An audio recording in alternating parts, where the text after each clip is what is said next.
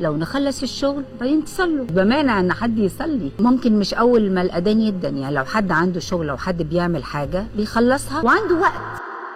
كانت زوجة تانية والعصمة كانت في ايديها، ولو بقت ما كانتش هتبقى صالحة خالص، وما كانش عاجبها اللي بيصلوا في الشغل، والناس كلها عملت حساب ليها ومحدش قدر عليها، وكل لما سيرتها بتيجي لازم يبقى وراها حوارات وحكايات، وهي قررت ان هي ما تعملش حساب لحد، واللي عايزة تعمله بتعمله. إلهام شاهين شخصية قوية، وعشان كده ناس كتير ما حبتهاش وما عندهاش استعداد تفضل متجوزة حد ولو مش مرتاحة معاه، ورفضت تقاليد المجتمع وعملت اللي كتير ما يقدرش يعمله. يا ترى فعلا إلهام شاهين خبت واحدة من جوازاتها وقالت بعمل شرع ربنا؟ معقول اللي قالته عن الصلاة فعلا ولا كلها إشاعات؟ ولو عايز تعرف ليه إلهام شاهين بتثير الجدل طوال الوقت وآخر كلام قالته والناس طلعت انتقدتها عليه قالت فيه إيه، ما تنساش تعمل لايك وسبسكرايب عشان إحنا بنتعب في المحتوى. إلهام شاهين ما قدرتش تقعد من غير ما تقلب الدنيا، واللي عملته المرة دي ما يخطرش على بالها. قررت خلاص إنها تقول كل حاجة مخبيها وتجاوب على كل اللي الناس سألت عليه. والمفاجأة بقى كانت بدايتها بان إلهام شاهين بكل اللي بتدافع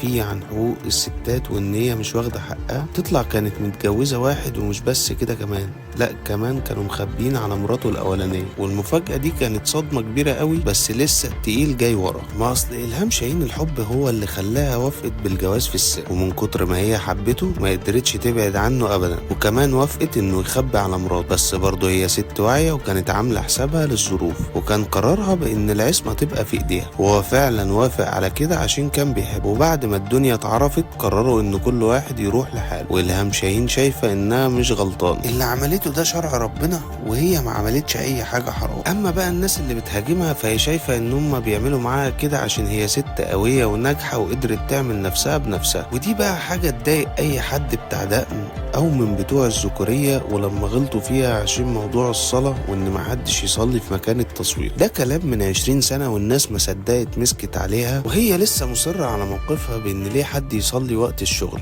ما برضو العمل عباد، وعشان هي ضد تقاليد المجتمع والكلام الكتير اللي بيتقال وملوش لازمة، فهي مش عارفة ليه الست ممكن تفضل عايشة مع واحد مش بتحبه ومش قابلاه عشان الناس هتتكلم عليهم لو انفصلت. ما الست لازم تفكر في نفسها وما يبقاش فارق معاها كلام حد. بس بجد بقى جراية إلهام شاهين ما كانتش متوقعة ابدا لما قالت ان قرارها بعدم الخلفة كان صح، ما هي ما كانتش هتبقى صالحة ابدا. التمثيل مع الخلفة ما يمشوش، ولو حد غيرها عمل كده فهي ست اشطر منها بكتير، وعشان كده هي مش ندمانة على اي حاجة عملتها في حياتها ابدا. انتوا بقى شايفين اللي عملته إلهام شاهين ده صح ولا غلط؟